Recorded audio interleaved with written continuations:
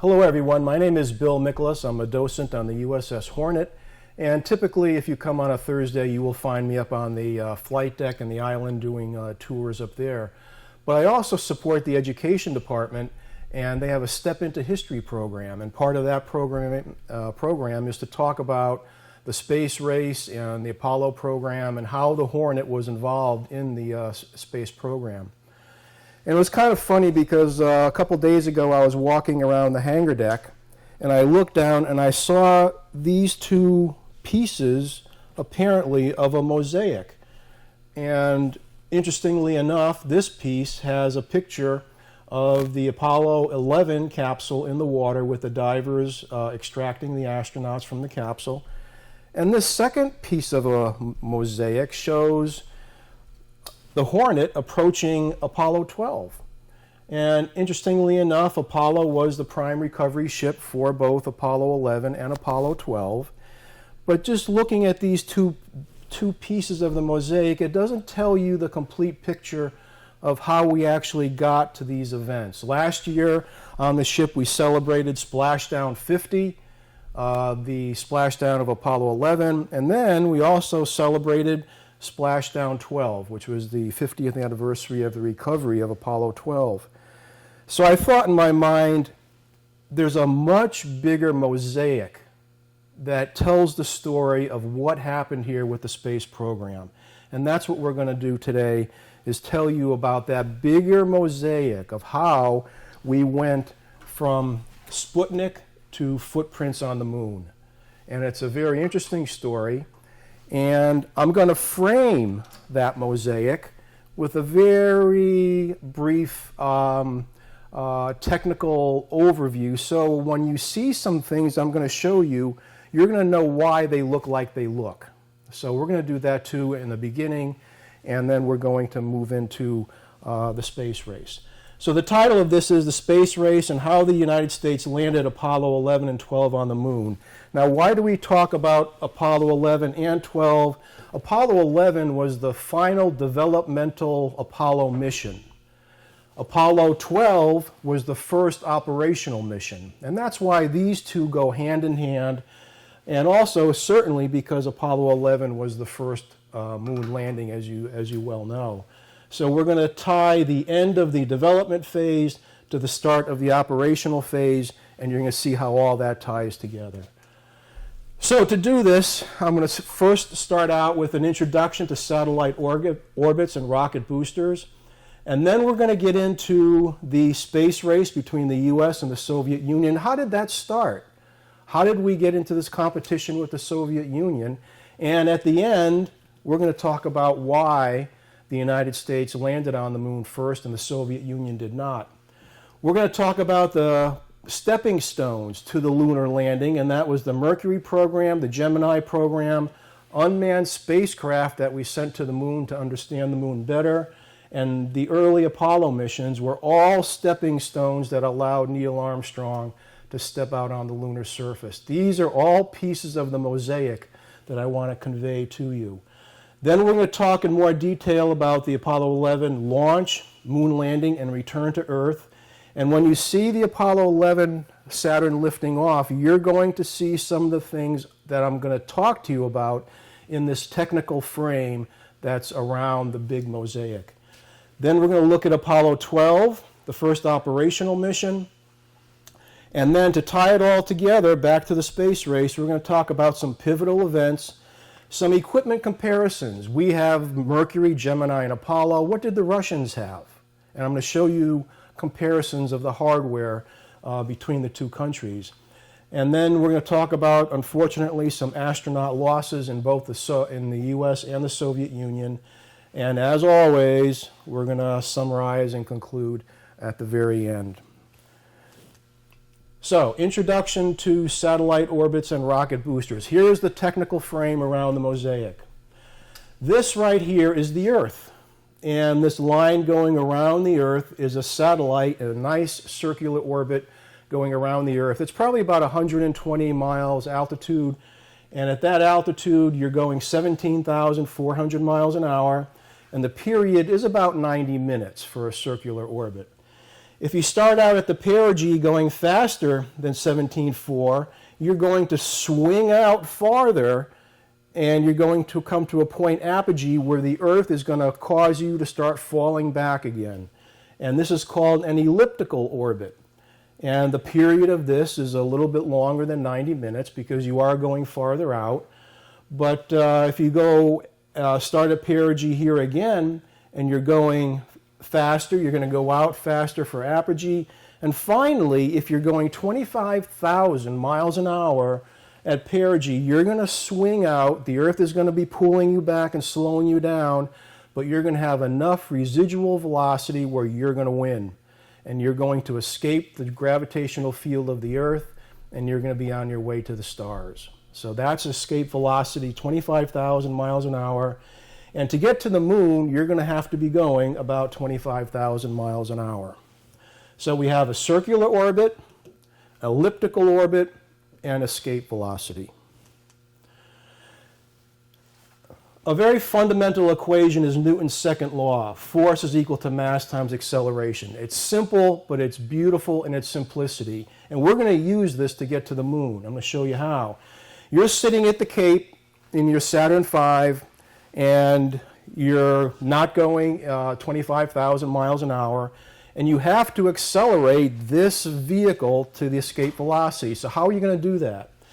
If you divide this equation, both sides of this, by mass, you get this relationship that tells you if you want a big acceleration, you need a big force. That's not very complicated. You understand that intuitively. But it also tells you if you want a big acceleration, you have to watch your mass. The bigger the mass is, the less is your value of acceleration.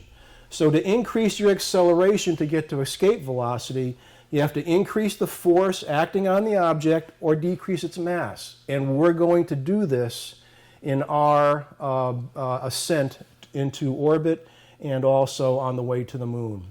So you need acceleration to achieve orbital velocity. At the Cape, your tangential velocity is 914 miles an hour because the Earth is spinning. You have to add in the rest of that 24,000 plus miles an hour to get to escape velocity. And that's what we're going to be showing you how we're going to be doing that. Okay, to achieve acceleration, boosters use rocket engines to generate thrust by burning propellants. So you need fuel to burn, and you need oxygen to allow combustion.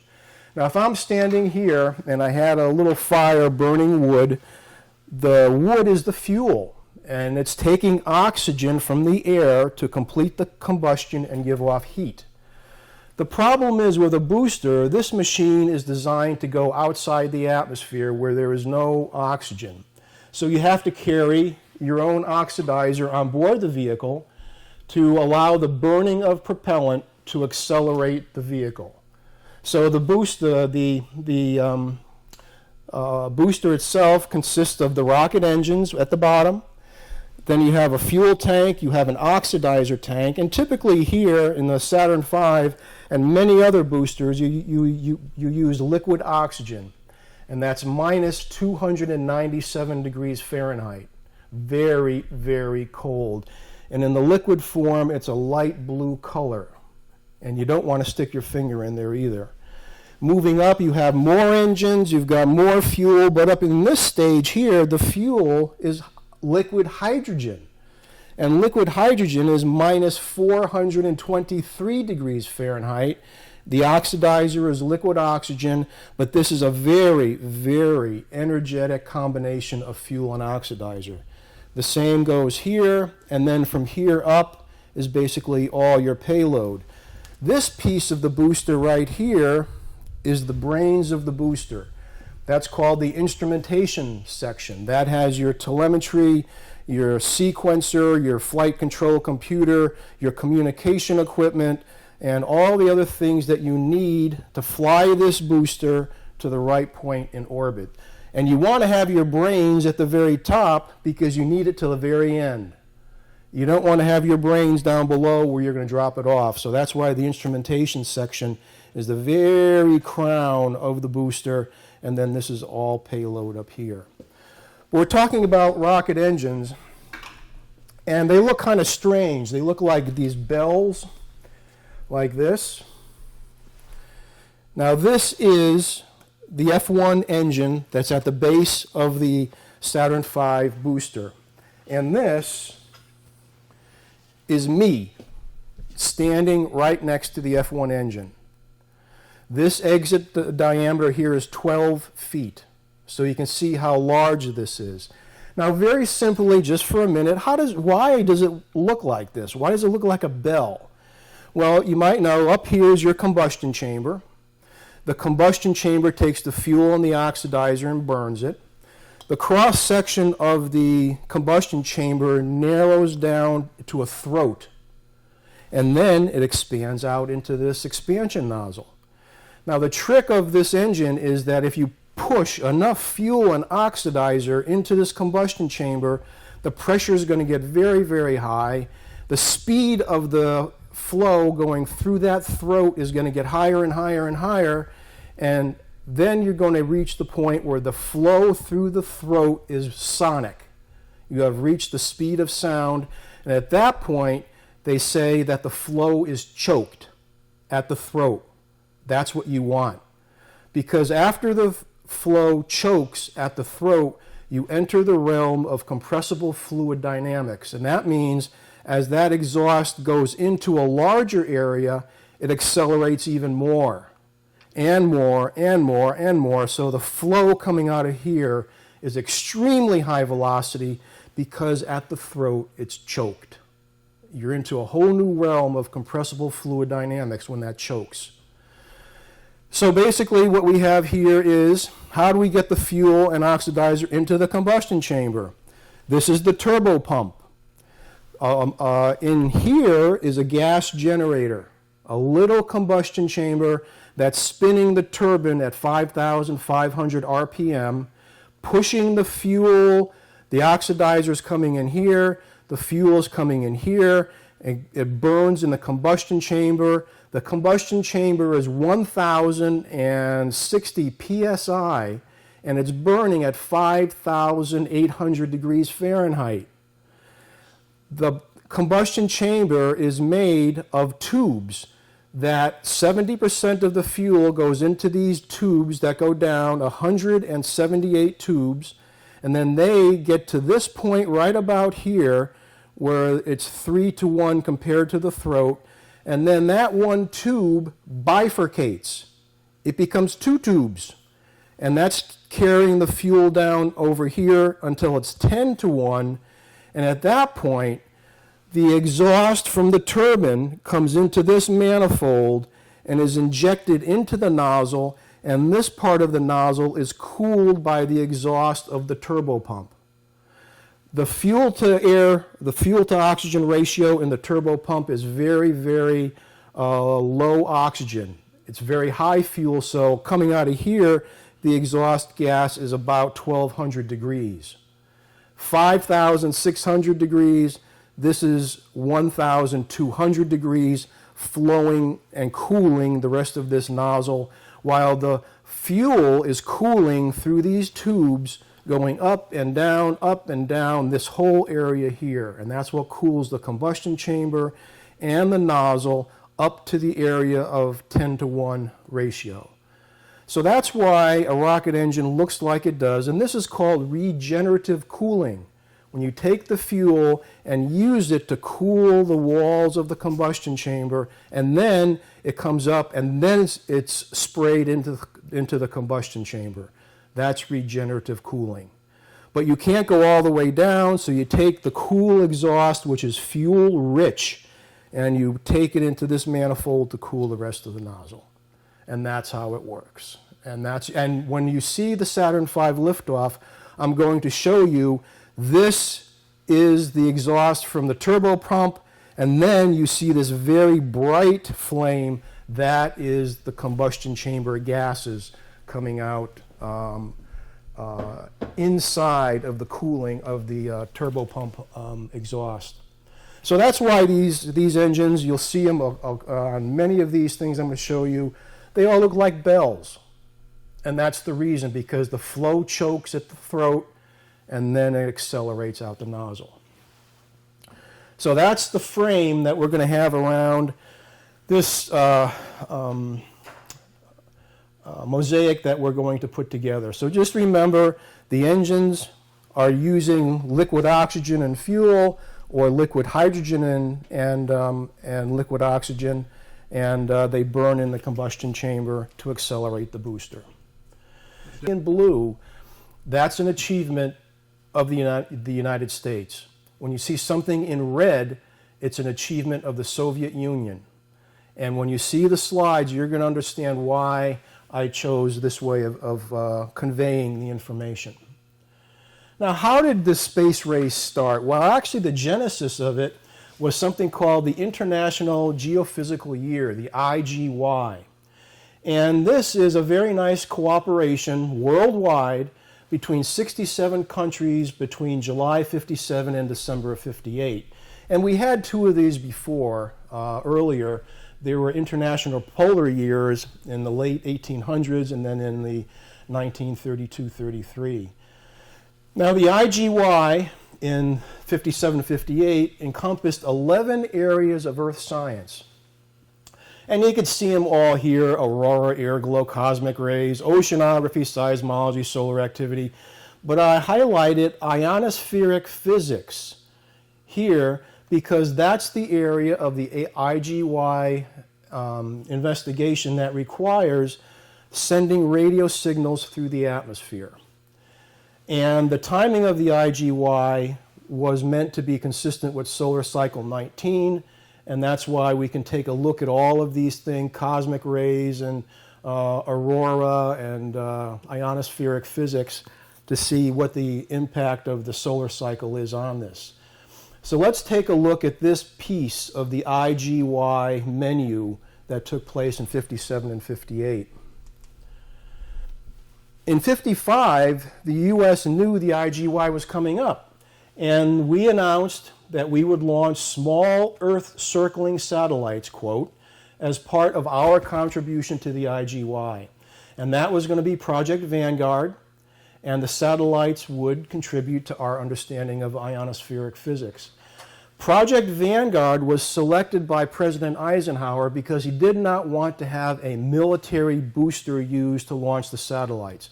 The Vanguard rocket is a stack of two sounding rockets, and they were put together by the U.S. Navy, but it's not a military ICBM. It was just a simple scientific sounding rocket, one on top of the other, and that was the vision for launching our satellite. 4 days after we said this, the Soviet Union announced their intention to launch a satellite as well, quote, in the near future.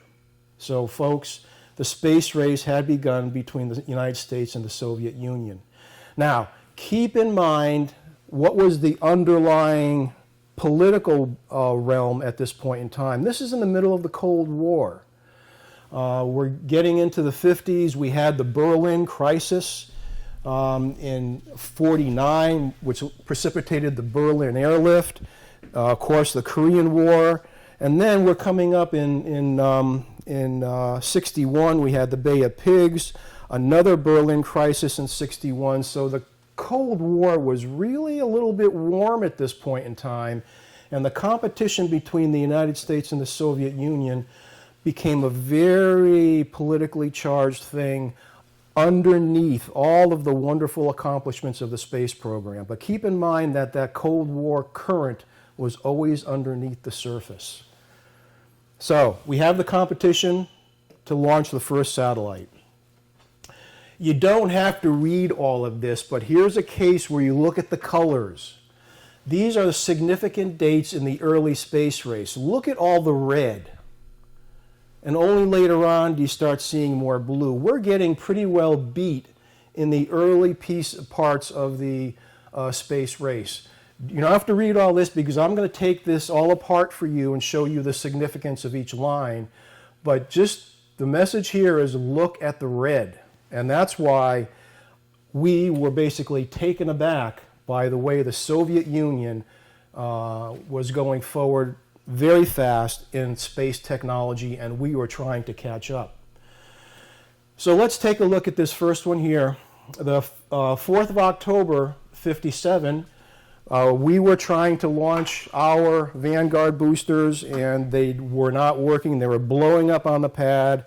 They would launch and go up 10 feet, come back down, and fall over and explode. We were having no success with the Vanguard concept. Then, in October 57, the Soviets launched Sputnik I. Now, they used this booster here. This is an R-7 intercontinental ballistic missile. So they had no qualms with using a military booster for launching the satellite. Now, this had a troubled history, too. The first one they launched blew up. Complete failure. Second one, they moved it to the pad. They tried to launch it 3 times. They never could get it to launch, so it ended up going back into the hangar, and I don't know what they ever did with it. The third one they launched, it failed. The fourth one, it worked. The fifth one, it worked. So somebody in the Soviet Union said, why don't we take this R-7 and why don't we use this to launch a satellite?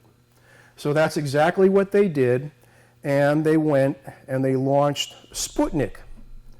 And Sputnik looked like this, and it's 23 inches in diameter, and this weighed 185 pounds, and it sent out a signal on 2 frequencies, 20 megahertz and 40 megahertz.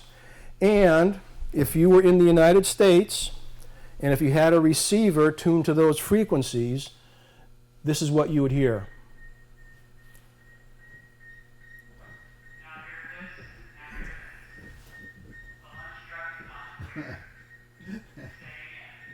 You want to go back?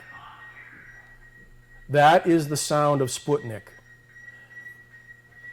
Now, Sputnik is not just a cosmic noisemaker.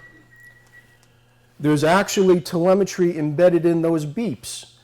There would be a beep of one frequency, there appears to be a gap, but the other frequency is beeping in that space, and then the first frequency, the second frequency, and the duration of the beep was telling the Russians about the temperature and pressure inside the sphere.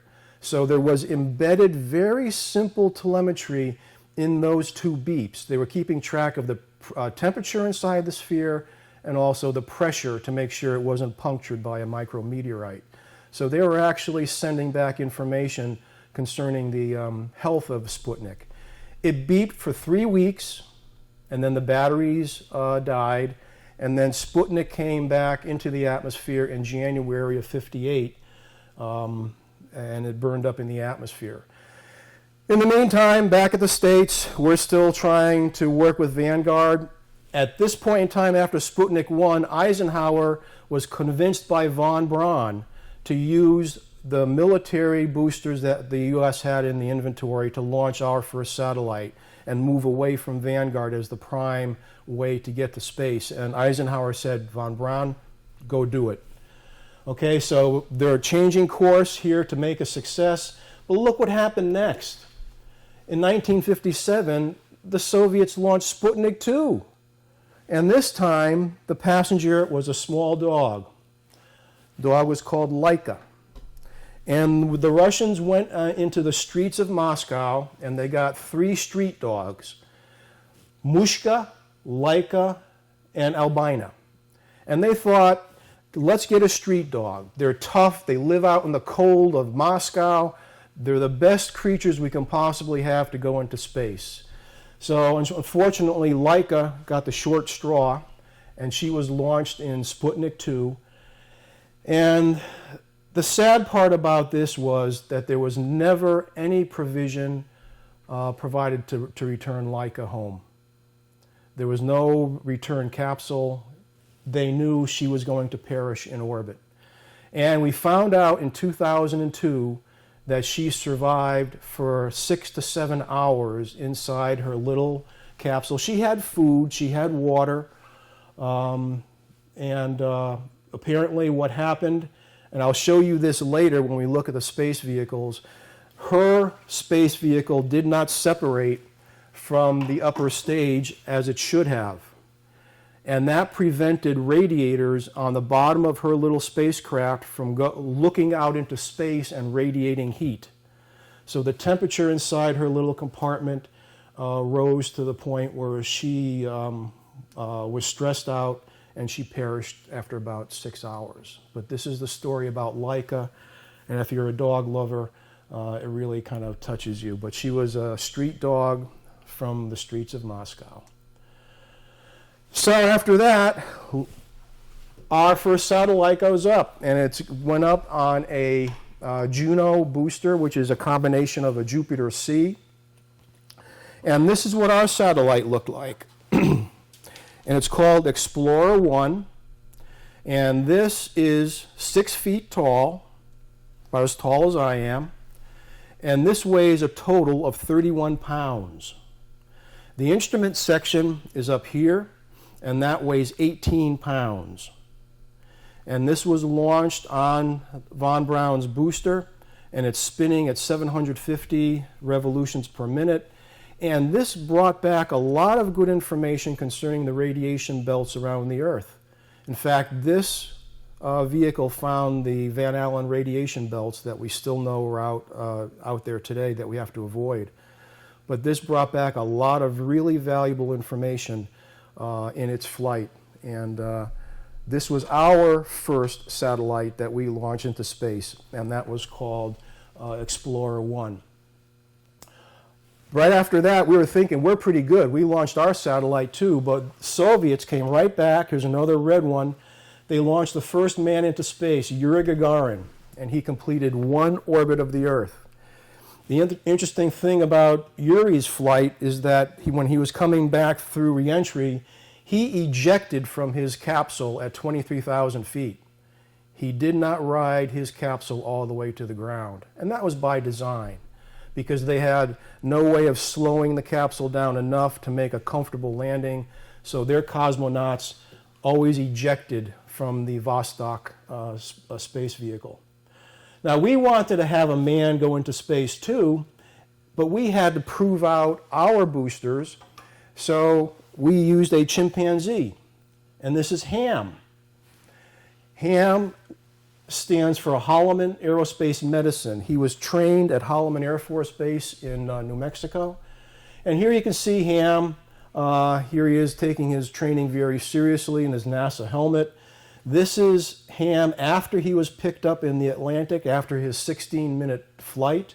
And his flight was a strictly ballistic flight, up and then over, and then he came down. But while he was in space, he was trained to do tasks. A light would come on and he would hit a lever. And he was duplicating what he was doing on Earth, and they found out that a primate like a chimpanzee could in fact function in the weightless environment of space, because his response time in orbit was only a small fraction of a second longer than he was responding on Earth. So he came back in fine shape. Here he is the next day. Space Chimp lives, having a good old time. And look at the subtitle here, Paves Way for Flight by Man. That's exactly what we wanted to do, was prove out the booster and to prove out that a primate can survive in the weightless environment. So Ham came back, and in fact, he did pave the way for our first astronaut into space. That was in '61, and that was Alan Shepard. Now, Alan Shepard went up in this booster, and it's called a Redstone. And this is a modification of a Jupiter C. It's got a bigger fuel tank, and they changed the engine here to make it less toxic propellants. But here's Alan Shepard up here in this little capsule, and he went up on a ballistic mission just like Ham. So he blasted off from Cape Kennedy, and he separated from the booster, and he actually was in his capsule by himself. He maneuvered the capsule because, unlike the Russians, we had the ability for the astronaut to fly the capsule. Then he turned the capsule over, and he tested out the retro rockets. That slowed him down sufficiently. He started coming down through the atmosphere. The heat shield protected him from coming into the atmosphere, from burning up. The parachutes opened, and he splashed down in the Atlantic. And his flight total was 15 minutes and 22 seconds. Not very long at all, but he came back and he survived. And that was our first venture into space, a 15-minute suborbital flight by Alan Shepard. And that started our further movements into space. And at this point in time, right around here, NASA was formed in 1958. And that was by the Space Act that was put in place by President Eisenhower to focus America's efforts in space. He created NASA.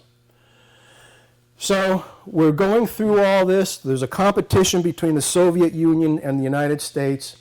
And in April, some things are starting to develop here. President Kennedy asked Vice President Johnson some questions about our ability to win the space race. Vice President Johnson sent that letter with those questions to Wernher von Braun.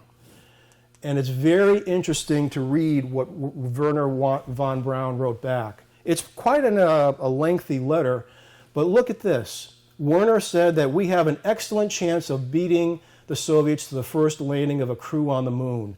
The reason is that we have to build rockets more powerful by a factor of 10 than we currently have, and the Russians do not have one, and we don't have one either, but I, Wernher von Braun, feel that we can beat them.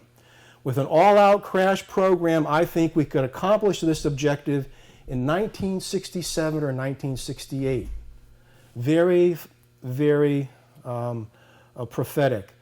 This is also very critical. In my opinion, the most effective steps to improve our national stature in the space field would be to identify a few, the fewer the better, goals in our space program as objectives of the highest national priority.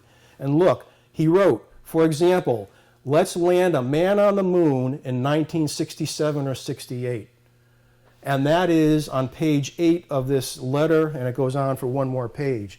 So JFK got this from Vice President Johnson, and look what happened in the following month. Listen what JFK said. This nation should commit itself to achieving the goal before this decade is out of landing a man on the moon and returning him safely to the Earth.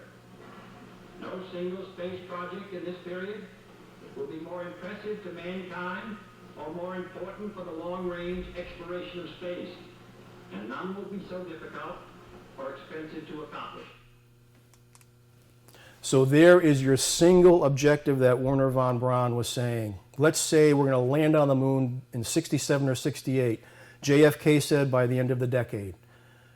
Highest national priority, and all of what JFK said was consistent and based on the assessment of Wernher von Braun about our ability to compete and win in a competition with the Soviet Union. So after this, again, the Soviets are still coming back at us.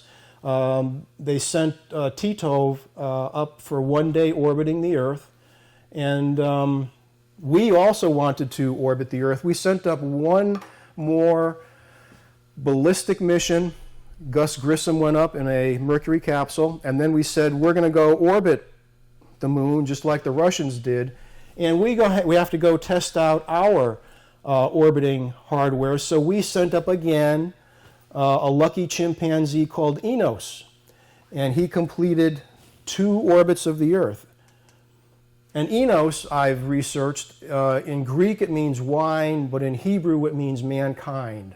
So there was kind of a symbolism. I think it's more the mankind aspect that they were striving for. But here's Enos, and he's going up in Mercury Atlas 5. This is a man-rated ICBM. He's up here like this, and this is Enos, a photograph of him while he was in orbit. And with Mercury Atlas 5, we proved that we had the hardware in the Atlas booster This is the Atlas booster to launch a man into space. And this is a lot bigger than the Redstone because, of course, you have to reach orbital velocities with the astronaut. So with that, with Enos back safely and the Mercury and the Atlas proved out, we went and had John Glenn complete 3 orbits of the Earth.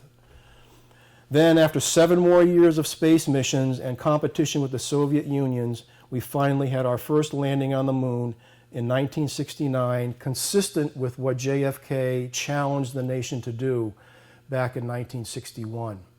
So we're going to fill in the blank between these two right here. I don't want to make that jump without telling you the pieces of the mosaic that exist between John Glenn's achievement and the first landing on the moon. Okay. Okay, we are recording. Do it. So let's talk more about these pieces of the mosaic between John Glenn and the landing on the moon.